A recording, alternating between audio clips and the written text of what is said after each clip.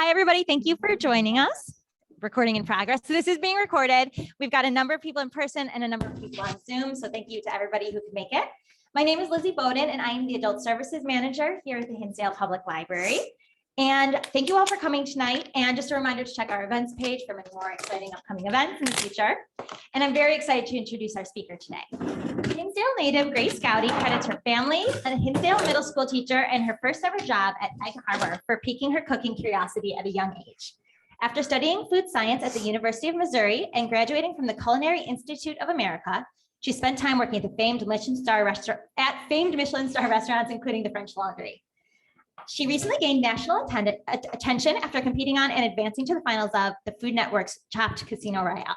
She also has a restaurant in Arlington Heights called Sketchbook Kitchen, so I highly recommend everybody visit there soon. And speaking of Chopped, I'd like to take a moment to congratulate the winners of Hinsdale's very own Chopped Secret Ingredient Basket Challenge, the Slavic family, who took ramen, black beans, lemons, and cranberries to create black bean burgers with ramen cranberry coleslaw. Thank you, everybody.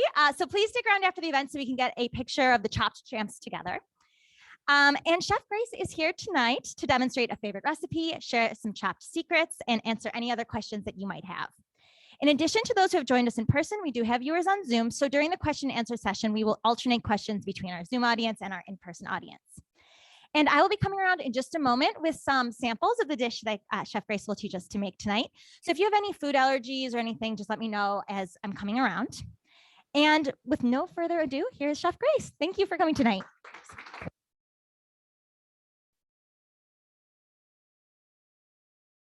Going on. Oh, there we go. Everyone can hear me? Perfect. Well, thank you for coming. Welcome. It's great to be back in my hometown. I do have a restaurant in Arlington Heights, so I'm always eager to get back to Hinsdale and kind of see the town that I'm familiar with and all the people I love. So as mentioned, I'm going to teach you all how to make a recipe that actually just launched on my restaurant's menu yesterday. It's a very spring focused menu with tons of farm products that are available right now. And then from there, we're going to do a little Q&A, just answering any questions you may be wondering, whether it's about my Chopped experience, my past, my career so far, whatever you may want to know, I'm here to answer. So with that, you have a recipe packet in front of you with the recipe that we're going to go through. The recipe kind of entails a couple like sub recipes. It's all in there. A couple of these recipes, I do a website where I do all video related content, obviously cooking. And some of my videos are recipes in this packet. So like the vinaigrette I have on my website, the pickled onions, which I'll show you today. So you'll find some of these in videos on my website for you to go back and reference and kind of learn more from there. All the info is on there. So we're going to do this pea salad today. I know peas sometimes are people kind of grimace at because it's kind of old school. You think of peas as this like army green thing on a plate, like with weird butter and all that, but I've learned to really love peas if you really dress them up and put them with the right things. So I really, really love this dish. My staff was kind of like hesitant about it at first, but they all love it now and everyone's been ordering it the past couple of days and whatnot. So we're gonna start with one of my favorite components on the salad, which is the pickled onions. I'll let people kind of situate a second.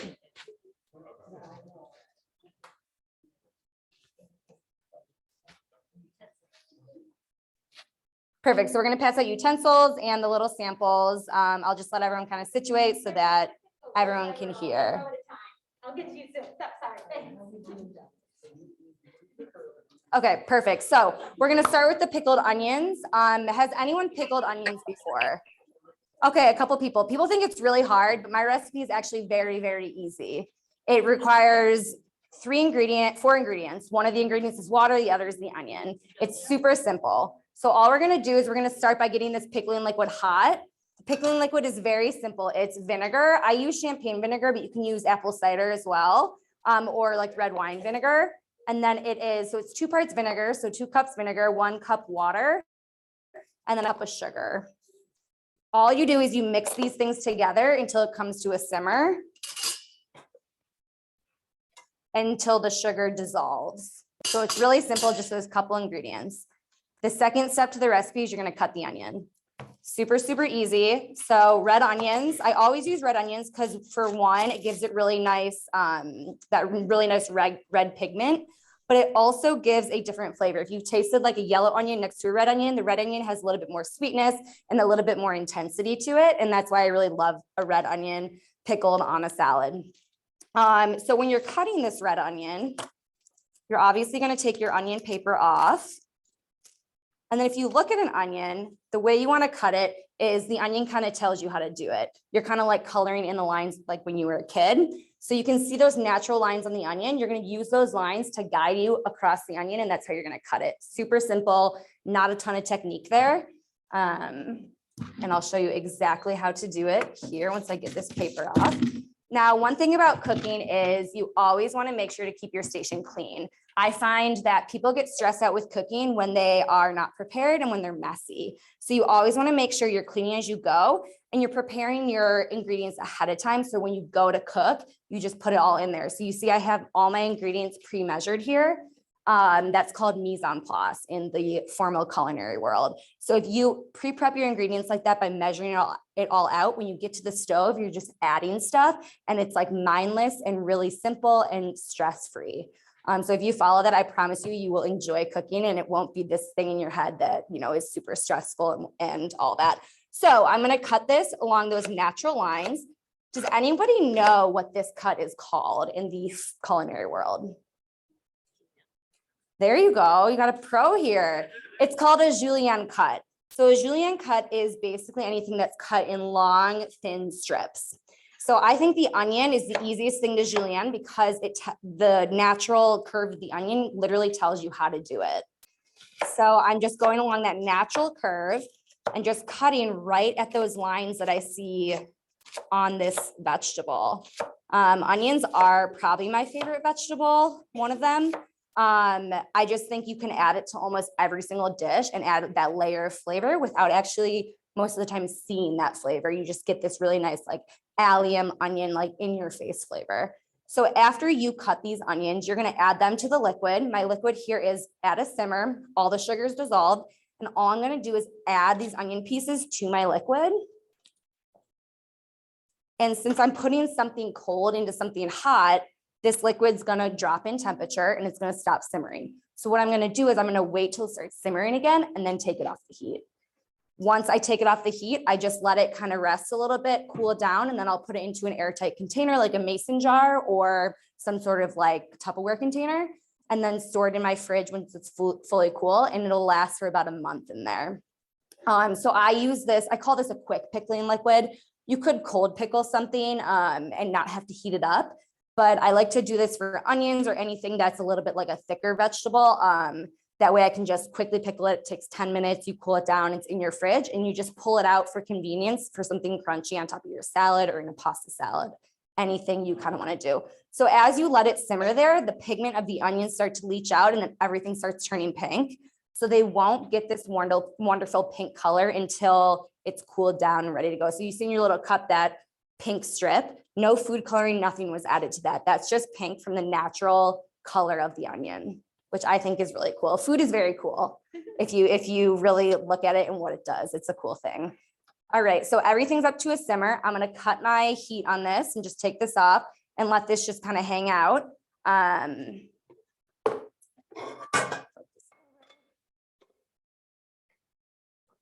let it just kind of go. All right, next step is our andouille. Has anybody eaten, well, you've eaten it now. Have you ever seen or used andouille? You've seen it? Does anyone know what andouille is? It's kind of one of those newer ingredients that people are just starting to discover. And I really love ingredients with tons of flavor. So I use a ton of different African spices and different various ingredients from different Asian cultures, such as Thailand, Chinese culture, a lot of Japanese influence in my cooking. I would never call myself a fusion chef, but I love to draw ingredients from different cultures because every culture has something beautiful to offer. So andouille is a prosciutto spread. They take prosciutto and they whip it with different spices that give it its color and a little bit of heat. It's not overly spicy, but it has a ton of flavor. So I love using andouille. both in this form, which is it's not raw, it's technically cooked, and it's in a spread form, but I also like to take it a step further. I like to make it crispy, which not a lot of people do. So when you make this crispy, you'll see all the wonderful fat in there leaches out and creates this wonderful oil. So what I do is I take the andouille, get it super crispy and like crumbly, and you see it in your little cup there. And then I separate that oil and use that as like a finishing oil on the dish. So when you see on the front, the picture of the dish, there's this wonderful orange oil. That's all from this product here, just separating the two by getting it really hot. So, you know, with cooking, there's a lot of things that professional chefs do to kind of take ingredients a step further to really just kind of manipulate it a little bit and just use like the entire beauty of the ingredient. So, you know, if you want to get creative with your cooking, sometimes just kind of, you know, you can take bacon, grind it up and use the fat in chocolate chip cookies I've done before. There's a lot of different ways to use various ingredients. So with this, I started at a high heat just to get that initial sear. And then as it cooks, I'll get it all crumbled up. The fat will kind of separate out. Technically, this is if you're breaking the product. Hopefully there's no smoke alarms in here. There we go. Okay. One moment. Sorry, everybody.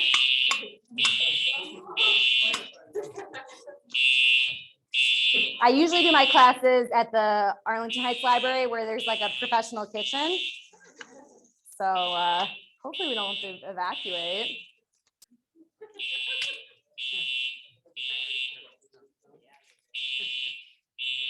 It's okay. The fire department visited my house in Hinsdale many times when I was younger, so they probably know me. Yeah, it smells great. So you can see that fat. Look at the microphone, you can still hear me. You can see that fat coming out, and this is getting nice and crispy.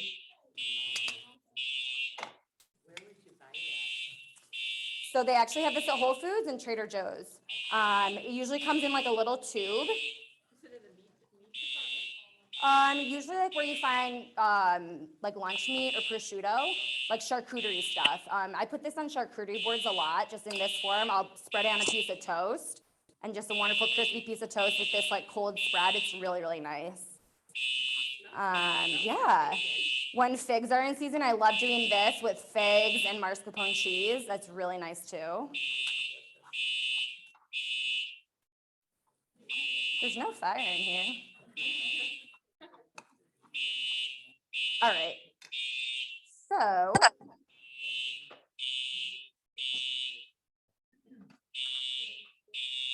we'll let that go off before we cook more.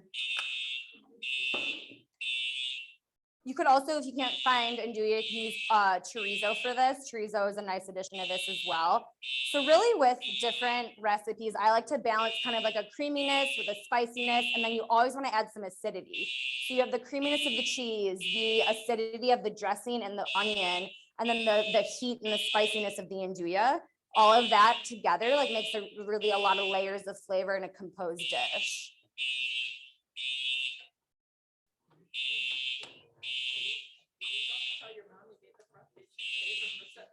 Right. No. Mr. Slomak here, you won't let that happen, will you?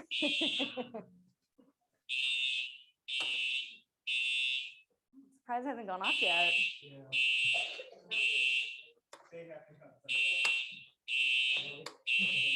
Oh, really? Right?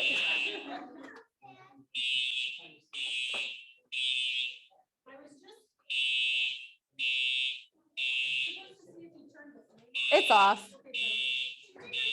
Yep. All right, stand by. Where is the thing right there? So maybe I'll just move this over for the rest for a little bit. I only have one more thing to cook. There we go.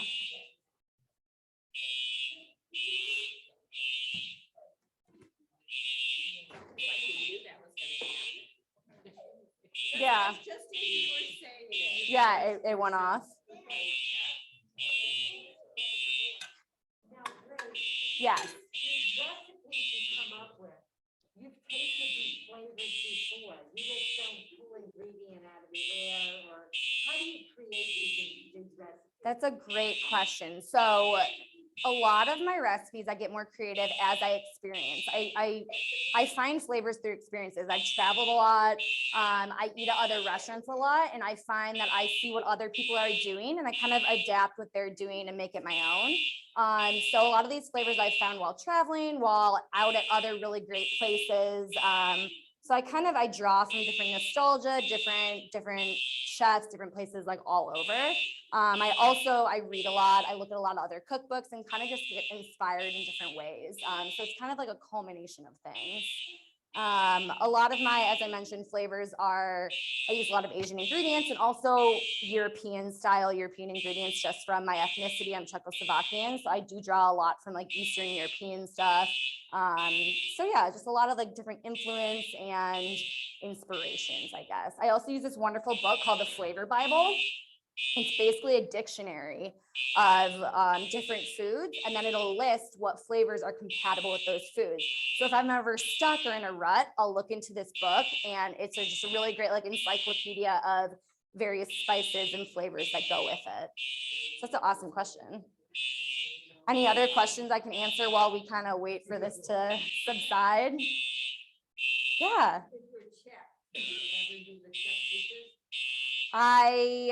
Yes and no. So my grandfather actually was a huge influence as to why I cook. So we do this huge Christmas Eve spectacle where it's all Czechoslovakian, it's certain soups and all that. And those are all strictly Czech. I know how to do them. And he's taught me various dishes. I've tried to like deep dive into like the different braises and roasts and all that. So, I've tried to kind of take the traditional and make it more modern for sure. But I haven't really focused exactly on that yet. Yeah.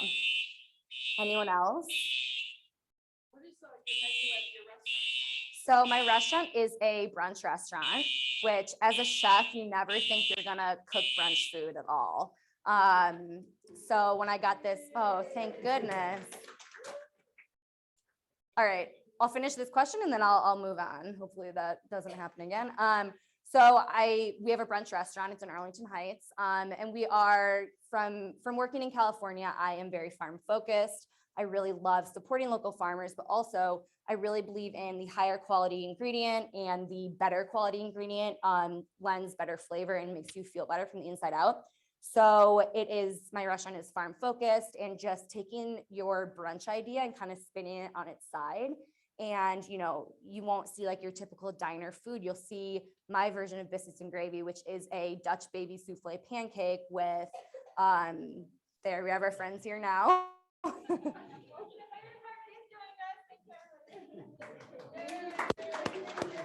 Anyway, so it's a Dutch baby pancake with my signature pork gravy in there, that the pork comes from local farms and the milk's coming from local farms. So it's really just focusing on supporting the farms and really bringing high quality ingredients in while making more creative, innovative food.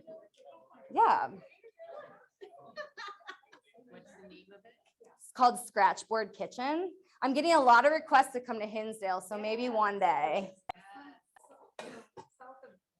Yeah, definitely. It's in discussion, so we'll see. But it's worth the trip. Yes.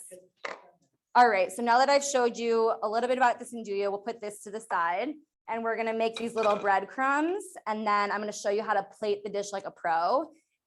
Plating, people always get scared about, but I'll give you some tricks on how to plate it and make it look really nice. What'd you say? I bet you know how to play it like a pro because your brother won the chopped competition, right? All right. Hopefully this will turn back on now. There we go. Okay, so garlic breadcrumbs. These are very, very simple. I use a breadcrumb called Panko Breadcrumbs. Has anybody used those before? Fabulous, a lot more than I expected. So Panko breadcrumbs are Japanese breadcrumb. I like them because the flakes are a little bit longer, they're a little bit crunchier, and they just have a really nice texture to them than those breadcrumbs you get to put your shake and bake pork in. That's what I know as breadcrumbs. That's what my mom used to make growing up, but I don't use those anymore. So with these garlic breadcrumbs, you're gonna put some neutral oil into your pan. Can anybody tell me what neutral oil is? Yeah, there you go. So neutral oil is A, has no flavor, and B, it has a very high smoke point. So you can sear things in it, you can cook various things in it without it smoking and lending different flavors to it. So like olive oil, you don't really want to use to cook. I don't use olive oil in salad dressings. I use it just to finish and flavor things because it does have a very distinct flavor. And when you cook it, it tends to taste really weird and bitter and not necessarily what you want to do. So neutral oils will be your canola oil, your peanut oil, sunflower, avocado oil, rice bran, all those oils that really have no flavor to them. So I'm going to take my oil and I have my garlic cloves and I'm just lightly on a low heat, getting the garlic to kind of simmer in that oil. So all the flavor kind of leaches out into the oil. You don't want to cook garlic very high because it'll burn it and turn it very bitter. You want to make sure the heat's lower so that it doesn't get like tacky, bitter, and just not good for your recipe. So you can see it. I'm gonna cook it until I can smell that garlic. It's nice and aromatic. And then I know that that flavor has gone out into the oil really nicely. You can kind of see it or hear it. It's one of my favorite sounds. That ASMR thing is very in right now. And that is like what people are going viral for, is just a video of these sounds like crackling. And it's crazy. All right. So I can smell it. You'll all be able to smell it soon. So these breadcrumbs are nice. You can make them ahead of time. They'll stay nice and crispy. I always like to kind of guide people on what you can do ahead of time. So everything I've shown you, these three things, you can do these all the day before. And then when you make your salad, you're just going to assemble because this is a cold salad. So you can crisp your meat the day before, do your onions, do your breadcrumbs, and it'll all stay nice and fresh. All right, so I'm going to put my breadcrumbs into my oil. And it'll soak up that oil pretty quickly. And I'm just going to toss it around a little bit until I get some color on these breadcrumbs.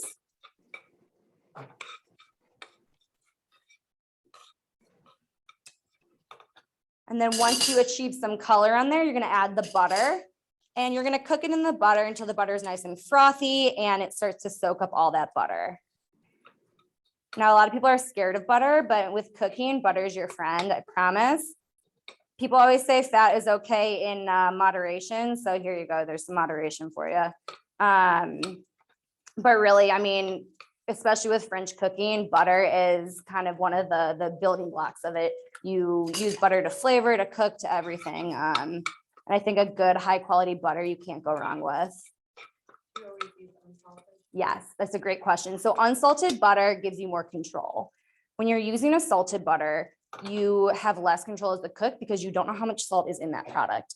So you always want to be able to control the seasoning. I always say as the cook, you're deciding what it's going to taste like. So you're deciding how much salinity it's going to get, how much acid it's going to get. So you really want full control of how much salt is in your recipe. So with a lot of my recipes, I never put how much salt to put in because everybody has a different palate and everybody enjoys flavors their own way. So I always leave the salt to the person doing it. So I'm just doing this until these little crumbs are getting nice and crispy.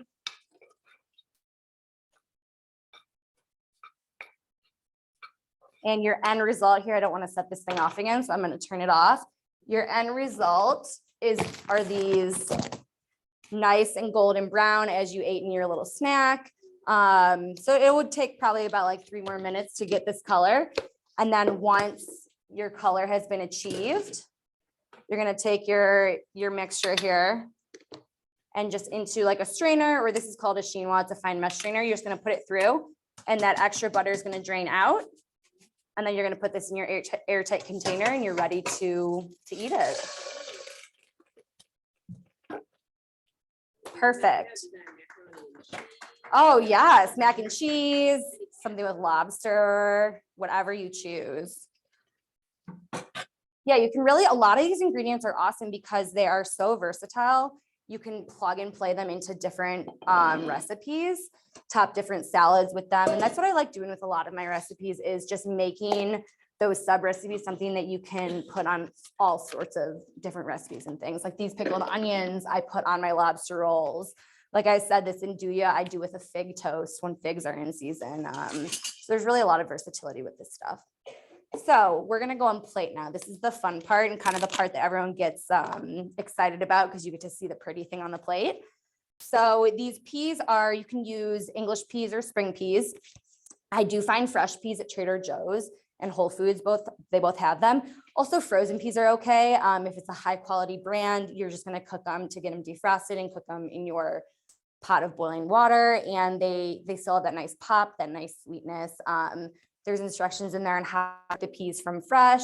From frozen, it's a lot quicker. From fresh, it's about 3 minutes. From frozen, it's like 1 to 2 minutes. So you're gonna cook your peas and then you're gonna do something called shocking them, which after you do them in the hot water, you're gonna put them into ice water, and this stops the peas from cooking further. You never with a green vegetable want to overcook it. It becomes mushy, and then that's when you get that kind of army green color that we all think of peas as, that come out of a can here in the Midwest. So, you know, if you shock the vegetable, you'll get that nice, vibrant green color. So it's a little pro tip, putting your green vegetable in ice water after you've cooked it, because it really just, it makes it a better flavor, better color, better texture. And with green veggies, you want to always make sure it has that little bit of a crunch, like al dente kind of.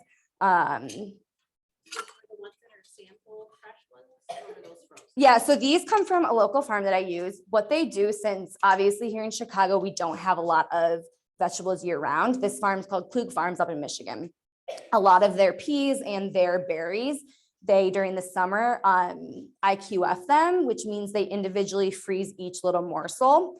And then they package those so that they can send those to the restaurants year round. So it is a really like high tech process they use, and it's a very high quality ingredient. So although these were frozen, they still come from the farm, and it's nice because we can have stuff year round. Otherwise we'd be stuck with like potatoes and cabbage all throughout the winter months. So, yeah, it's really nice that these farms have figured out ways to help us out, because coming from, I was a chef in California. That's where I started. That's pretty much like the land I know, what I know, even though I'm from here. So coming from there, I mean, we have fresh produce all year round. So it was a pretty big shock to come cook here and have to create this year round menu that, you know, the seasons changed very fast. And also, like, for example, this year, I was supposed to launch this menu a month ago, and I launched it yesterday because these farms are so behind because of the weather that everything that I expected to have by now, they haven't even put in the ground yet. So it's just really different here in Chicago in terms of like how fluid the seasons are, and like they don't necessarily go year to year like the same every month. So yes. Oh no, I have a lot of helpers. If I was the only cook there, I'd probably still be there from now until the morning getting ready. So that's a good question. Yeah, I have a team of probably 10 people, and they're all really good workers, and they really, really help me out. All very talented, but that's a good question. So if you ever want to cook, I got a job for you. So, want to say something? When you get a question, will you just repeat it into your mic? Yes, if you want to hear it, of too? course. So this is lemon vinaigrette. You see how creamy it is? So I did not make this with a whisk. I made it with a blender, and there are instructions in your packet on how to make this with a blender. So it's called an emulsified vinaigrette. The speed of the blender and the agitation forces the oil and the vinegar together. So all the molecules really blend together and make this thick mayo-like consistency, but there's no egg or anything in there. It's just oil, vinegar, mustard, and either honey or agave. So this is one of those recipes I have a video for on how to see it done. It's really, once you nail it, it's a pretty easy process. It's like when you make hollandaise and you're whisking the butter into the eggs and it gets really thick. It's the same technique, just different ingredients. So yes, you can do it in a food processor. I've also used a hand blender for it. I just find a stand-up blender works the best, but with a food processor or a hand blender, I just go a little bit slower when I pour the oil into the vinegar mixture. That's a great question. All right, so I'm seasoning the peas. Said lemon juice, that's not concentrate though. No, so the lemon juice that we get at the store in the little green bottle, I'm guessing you're asking about, that I don't buy anymore because it tastes a lot different than your fresh lemon juice. So I would just recommend just squeezing your own lemon and getting the juice out of there. Or if you go to like the juice bar area of your grocery store, they have freshly squeezed juice there too. You just have to be careful. Sometimes a lot of that juice is pasteurized or some qualities are cooked out of it. So if you're trying to make like a lemon curd, you want fresh juice or it won't set correctly. All right, so I season the peas with some salt, pepper, and the lemon vinaigrette. And I'm going to set those aside and I'm going to start plating my dish with the cheese. So the cheese you all ate is called Straciatella cheese. So we know burrata cheese, right? Stracciatella is the inside of burrata, basically. This comes from a fabulous dairy down in Mokina, Illinois, called Andriotti Creamery. It's a nice Italian family that has this dairy and they make all mozzarella products. So this stuff, as you tasted, is just ultra creamy and just has a super nice cream dairy flavor to it that just really stands out. I think the star of this dish is this cheese, 100%. Stracciatella is kind of hard to find from the stores. So I recommend if you can't find it, just taking burrata, opening it up and just kind of mixing that all up and you'll get kind of the same consistency here. So we're going to put some of this on the plate here. Now, although I have experience in fine dining, I have kind of shied away from that just simply because I am a more rustic, gritty person. So I like to kind of plate my stuff a little bit more rustic and a little bit just more friendly to the everyday life. So whenever I teach how to plate with all my recipes, it's really approachable because it is not that difficult to do. So I always call it like rustic yet random. It's random to a point. It looks random on the plate, but there's thoughtfulness and care to the placement of each item on the dish. So as people say, a lot of plating is like art. And you can kind of think of it that way. Think of the plate as your canvas and how do you balance that? So looking at chefs, a lot of chefs look at pieces of art to kind of see composition and negative space and all that. So I just put the cheese in the center here. And then I'm going to take my peas and I'm kind of just spooning it. If peas fall over here, that's okay. It's natural, it's rustic, and I want them to just naturally fall. So I'm not going to get upset if peas fall a little bit because that's what they want to do and that's what we're going to do. So I'm just kind of piling them onto the center here. And you can plate this individually or you can plate it as family style. Do one big one and pass it around. I love doing family style when my family gets together. It's just more communal. Everyone's around a table. You're enjoying it together, passing it around. So I'm just placing the peas on top of that cheese and they're just kind of falling there and that's great. And then I have my radishes. These are roasted radishes. People are always surprised when I do these. So I just cut them up, roasted them in a 425-degree oven with some oil and salt and let them caramelize a little bit and shrivel up, but they still have a crunch to them. Radishes are great because they're crunchy and they're spicy. And so these still have that nice crunch. So I didn't cook them till they were mushy. So I pulled them out after a couple minutes.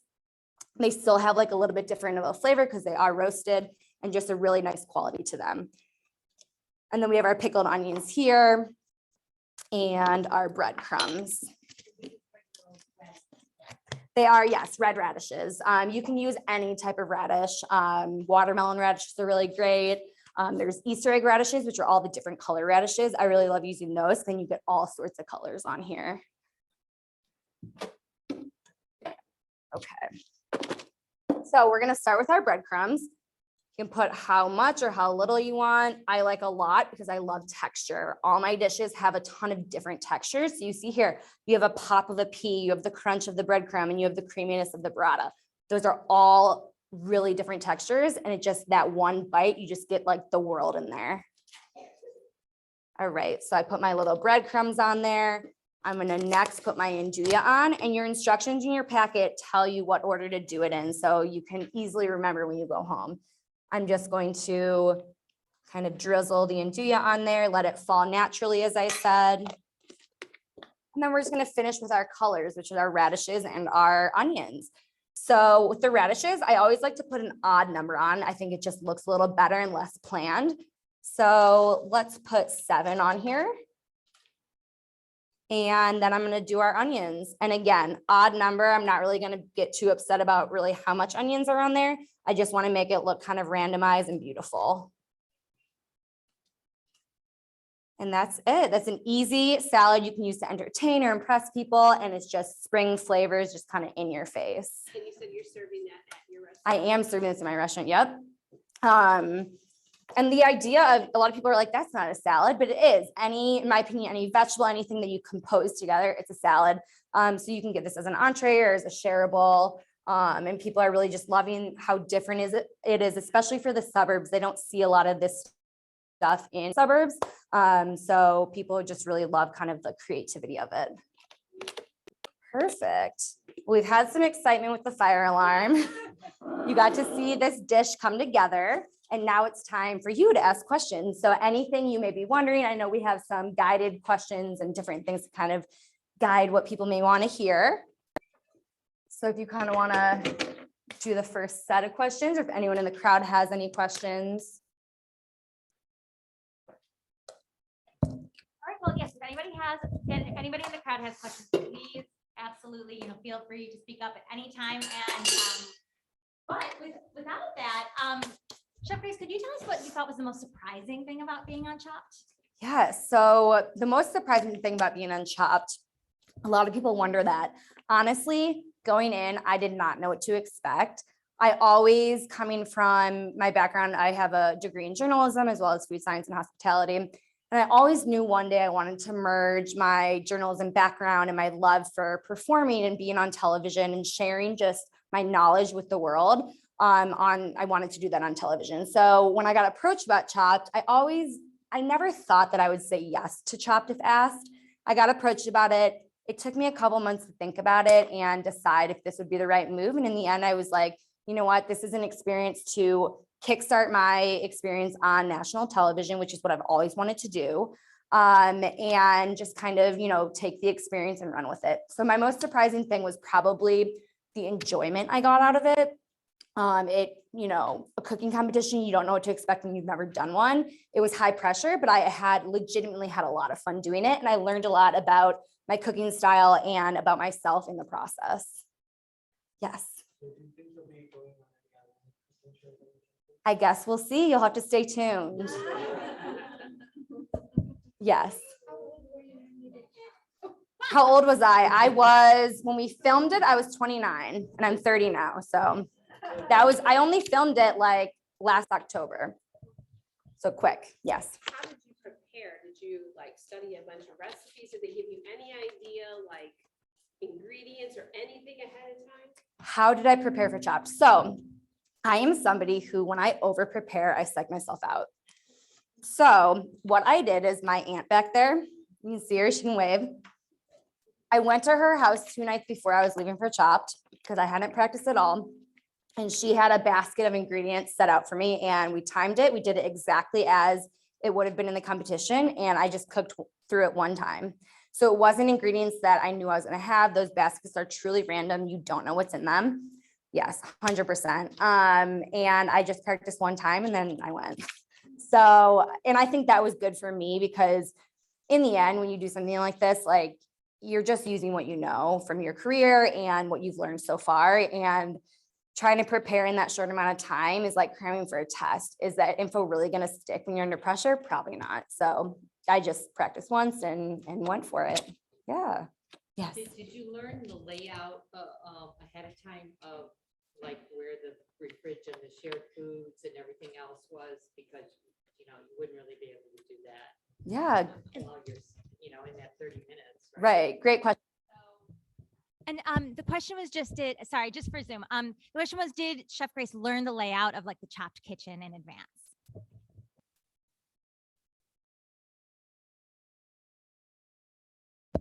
And her mic has gone off, so we're just resetting it. Thank you, everybody on Zoom, for your patience. There we go. Okay.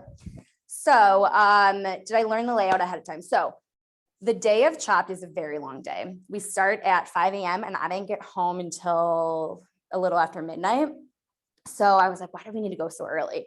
So we get there, we get mic'd up, we do all the stuff. And then they bring us into the kitchen before anyone's in there. And we get about 45 minutes to walk through, look at the ingredients, figure out where everything is. They show us where the equipment is, and really let us learn it. It's actually fairly small. The entire set is probably the size of this room. So on TV, it looks a lot bigger. So, you know, my station was furthest from where the ingredients are. Yes, I did have to run a little bit, but it's pretty easy to navigate. And if you can't find anything, you shout it out to the producers. They don't show that on TV, and they'll guide you as to where it's at. It's a great question. What was your worst ingredient? Oh, geez. My worst ingredient while on Chopped, probably, so in the episode I was in, they changed the rules a little bit. We were able to trade away our ingredients. So my worst ingredient I gave away, which was the cod milk, kind of the reproductive part of the fish. So, and I had never worked with that before. So I gave that away, thankfully. Somebody else have to take it? So we all got the same ingredients, and then you were able to gamble it away if you rolled an even number. If you rolled an odd number, you could still gamble it away, but you'd get a bad ingredient.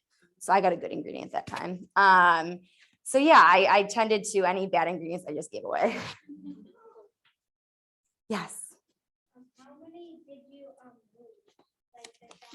How many challenges? So when you're on Chopped, you're usually on one episode, right? And if you win that episode, you're the winner. So I was on 2 episodes. So I was in like a tournament. So like when you play your sports and you have a whole tournament, you may win some games, and then maybe you get to the finals, you lose. So my first episode, I was the winner. So I'm a Chopped champion with that.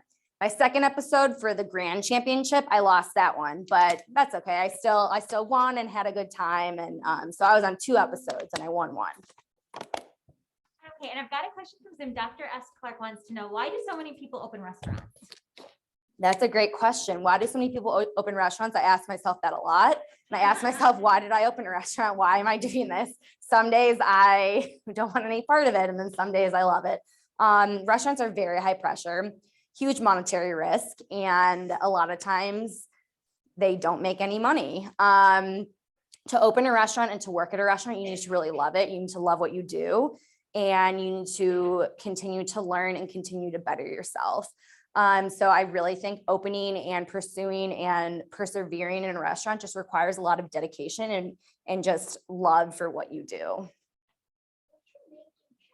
What I make, I can't even remember, but I made a steak tartare, which is little raw steak with some other things mixed in it. I made a schnitzel. I can't remember, it was so long ago. I made a dessert with funnel cake and strawberries, which you would like to do because you like to bake. So you should look at that one and try to do that one and send me a picture. Okay, I've got a couple ingredient questions from Zoom. One person wants to know how long you roast the radishes for, and also, is it safe to thaw a frozen peas on the counter? Great question. So how long to roast the radishes for?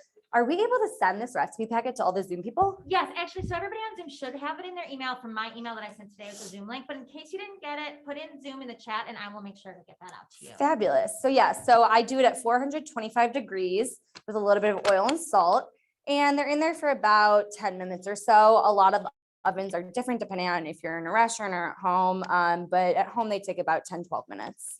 And then the second part of that question was thawing peas. So thawing peas on the counter. So when I thaw peas, I pour them into a container. I take hot tea water and I pour them over and then drain them. And I'll do that 3 times until they're fully thawed. Okay, so I do have a few other questions I prepared, but if Of anybody else in course. the room, please feel free to interrupt me. But can you tell us about your restaurant, Sketchbook Kitchen? What inspired you to open it? What kind of food do you serve? Just like give us a little bit of a taster.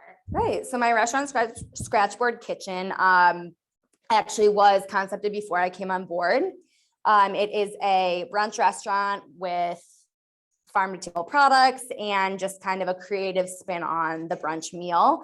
So I was brought in by my owner, Danielle Kuhn, about a month after they got the space and everything. And, you know, I took the opportunity to open my first restaurant as the executive chef, which at my age, I was 27 then. It's a big deal at that age to get that opportunity. So I took it, and, you know, being out in the suburbs, I felt like I could kind of get like a practice run in a way. And it's good because I've learned so much. But, you know, as I mentioned before, brunch is not necessarily what I ever thought I would be cooking, but it was a good opportunity. So I really did what I do with anything else. And I took the opportunity with love and passion and just kind of made it my own and really made the restaurant, a part of me. And you can see that through the menu and the love that I do have for the restaurant. So I really took something that wasn't mine and I made it my own. And so you are a very young, very successful chef. Can you talk about a little bit about how maybe growing up in Hinsdale and your first job in Hinsdale gave you your start? Absolutely. So Hinsdale has a lot to do with why I do what I do. So first off, I started, as I mentioned, my grandfather was a huge reason as to why I cook, but also my middle school teacher, my home economics teacher in 6th grade, she really shaped my life in a way.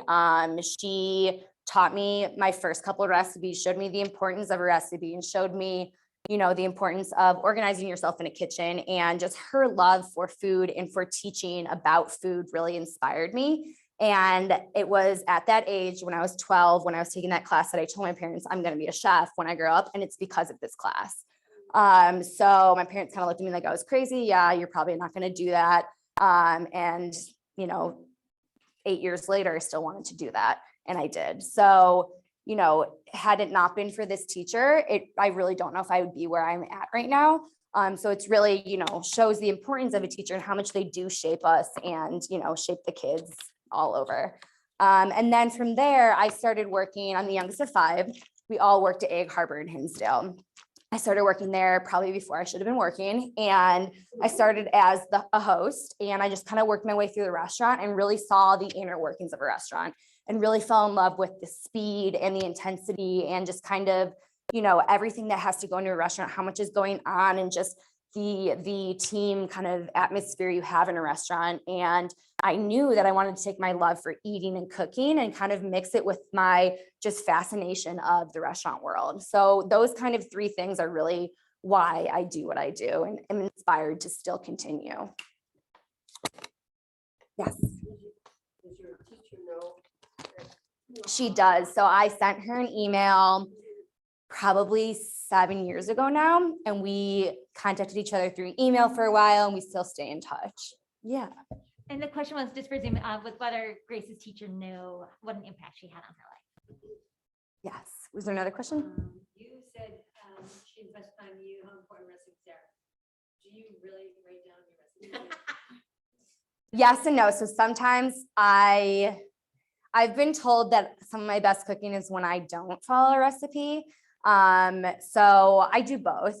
I started to record my recipes a lot. Obviously, with the restaurant, everything needs to be recorded in order to share it with the team and to replicate everything exactly. And also, when I opened my restaurant in April of 2020, I also launched my online brand a month later. Great time to do both, but why not? I'm kind of crazy. So with my online website, I have to document every recipe as well to share it with you all. So I started to really document recipes a couple years ago, and just working in restaurants is kind of what you need to do. But I do cook just on a whim, and sometimes my best stuff comes from that, and I'll write down the idea and try to replicate it after that. So that's a great question, because cooking is nice. It's compared to baking, it's more versatile. You can mess up and go back and fix it, whereas baking, when you mess up, you can't really fix it. So yes. So you mentioned that you also earlier mentioned baking cookies. Are those on? My baking cookies. So it was asked that I mentioned my website just for the Zoom people. And if my baking cookies I talked about earlier on there, they're not. But now just for you, I'll create a recipe for them. But basically what I do is I take butter and I take some of the butter out and I put the fat in there to offset like the amount of butter I took out.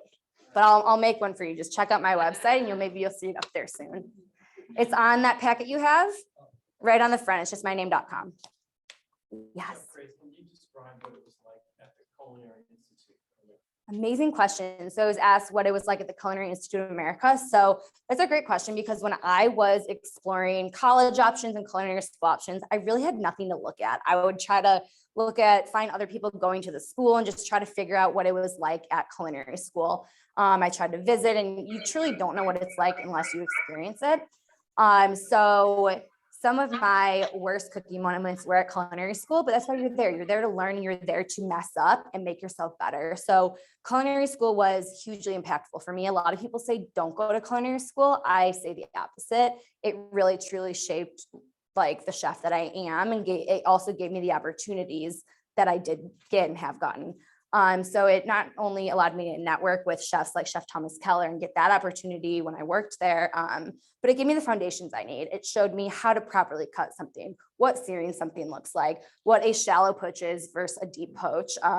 It taught me what a patty pan squash is versus a zucchini. It taught me all the foundations I need to know to really grasp cooking and then make something of my own from it. Yes. What opportunities did you have here in Hinsdale when you were a middle schooler and a high schooler? Great question. What opportunity have I had in Hinsdale when I was in middle school and high school? So I think the best opportunity was working, just getting my hands wet and working at a restaurant and seeing what it's all about. In high school, I actually went to Bennett Academy. So I went to middle school at HMS, which I loved because there's a lot of creative outlets there for me. And then I went to Catholic school, which there was not a lot of creative outlets. So I really loved in middle school that I was able to take those cooking classes and really get my hands wet with the recipes and just the different cooking experiences I had there. So my biggest advice would be work at a restaurant and take those class opportunities. And even not in school now, there's different recreational classes and all that. Take all those opportunities. I actually did a summer camp in high school at Kendall College downtown where I stayed there for a week and kind of did like mini culinary school. That was really impactful as well. Yes. What do I get? You get money. If you win shop, if you win shop, the answer is prize. Yes. If you win shop, you get money. How much? It changes. So usually you get $10,000, which is a lot. Since I was in a tournament, I would have gotten a bigger trophy. So that one was $40,000. Isn't that crazy? It's a lot of money. It's like the lottery. Yes. I have two questions. One, what is your favorite season of food to cook? And do you have like a Midwest ingredient that is your favorite? Interesting. I was asked, what is my favorite season to cook and my Midwest ingredient of choice. So my favorite season to cook, I really love winter because it's a challenge and it has a lot of bitter flavors. And I love bitter flavors and counteracting that with different sweetness or creaminess or whatnot. I also really love citrus. I eat 2 oranges a day and I really love them. And winter, a lot of people don't know, but winter and citrus is a winter fruit. And I think it's fun to put kind of this like bright citrusy flavor in this time where there's nothing growing. So probably winter simply for the challenge and just the different interesting flavors that come about. As for my favorite Midwest ingredient, probably corn. Although corn's grown in a lot of places, it's kind of, I went to college in Missouri and I always had to drive through Southern Illinois to get back home. And it's always just cornfields and cornfields. And I think corn is awesome because you can do a lot with it. You can take it off the cob, blend it and make it into like a pudding. You can make it into different custards. You can grill it and put different butters and garnishes on it. You can really do a lot with this one vegetable. So we've got another Zoom question. With so many different types of cuisine, what inspired you to go with the style of cooking that you've chosen? Great question. So I don't really know what to call my style of cooking, to be honest. I really obviously love the fresh produce and the farm-driven products. And I take a lot of my inspiration from experience and nostalgia. So a lot of my food you'll see will have stories behind them and past memories that I put into them. So although I use ingredients from around the world and all sorts of different things, I also hone into my classically trained technique. So it's the French technique. So it's really a mixture of this French technique with these global ingredients and then just my past and my passion kind of put in there and mixed together. All right, well, I've just got 2 more questions that I prepared. course. You talked a little bit about the Culinary Institute, but could you talk a little bit about what it was like working for the French Laundry? Yeah, so working for Chef Thomas Keller was really just life-changing for me. So I graduated culinary school and was really unsure where I wanted to go with my career. I actually had a second interview set up with Grand Rapids here in Chicago, thought I was going to work at Alinea, thought that's what I needed to be doing. And then I was approached by a chef at the restaurant that I started at called Ad Hoc and just starting as a commis or a prep cook there. So I went there to do a stage, which is essentially a working interview. Thought, I'm not going to take this job. I'm going to go back home. I can't stay out in California. And guess what? I took the job. So I experienced that day there, and I had never seen such camaraderie and such cleanliness and just such a organized, uniform place. And then just such like a love and care and attention to detail for the food. And that all kind of just really made me want to work there. And I took the job that day on the spot without even telling my parents I'm not coming home. And then that day, just my life changed. This chef that hired me is still my mentor to this day. And this is not Thomas Keller I'm talking about. Thomas Keller is his mentor. But this chef's name is Matt Alba. And I still text with him. We talk all the time. And he just really shaped the part of the person I am, but also my cooking style and just how I move in a kitchen, what I think about. Like, he taught me that cooking is just cooking, but the person you are is more important. And if you walk into the kitchen every day with a good attitude and a good head on your shoulders, that's going to get you further than what's on the plate. So, working for Thomas Keller Restaurant Group was hugely influential for, yes, my cooking style and the organization and all that, but more so they shape people. They shape you into a well-rounded, fine business person and really teach you how to run a restaurant and a business more so from being a good person. And then all the rest, the cooking skills and all that will come. So that's probably the biggest chunk that I learned from being a part of that organization. Well, then I guess along those same lines, what would you say the most important lesson that you would like to share with a home cook would be? Right. So the most important lesson I like to share with a home cook is probably what I started with, is that mise en place idea. If you are doing a recipe and you want to really do it without any stress and be really meticulous and organized about it, prepare your ingredients ahead of time, measure them out, set them organized in little containers next to where you're cooking, and then cook after that. Don't try to measure and cook while you go. Measure it all, then go to cook, and you'll enjoy it a lot more. Also, I'll give you the advice that I was given and I give to all my team members, is that you're just cooking. If you mess up, it's okay. You're not performing brain surgery. It's just food. And just remember that. Don't take it too seriously. Do you enjoy cooking on your days off? I do. So people always ask me, like, what are your hobbies? I don't really have one. This is my hobby. So, I cook on my days off for fun, to create more, to kind of stimulate my brain. And also you need to like eat to survive, obviously. So, I do enjoy it. I don't do it as often as I would like because I'm doing other things. But along with that, I also love to experience other restaurants on my days off as well, because that also helps me to learn while I'm cooking. But yes, I do love to cook still. Anyone else? Well, thank you all so much. Yes, one more. What's your favorite meal? My favorite meal, So I always say I'm kind of like, I'm a little bit bougie, but I also like the simple things. I used to say my favorite meal was fried chicken, but then I've been cooking fried chicken nonstop for 5 years, so I don't like it anymore really. But my all-time favorite meal is probably sushi. I could eat sushi, breakfast, lunch, and dinner 7 days a week. Yes. So, as having experienced some gray food, did you do pizza bagels when you were in? We did not do pizza bagels, but we did these like wraps with cucumbers and cream cheese in them that everyone hated, but I liked them. So I'll tell you, that's one I do remember. Did you do pizza bagels? Yes. Nice. I wish I did those. Anyone else? Awesome. Well, thank you all so much for coming. I so appreciate the support.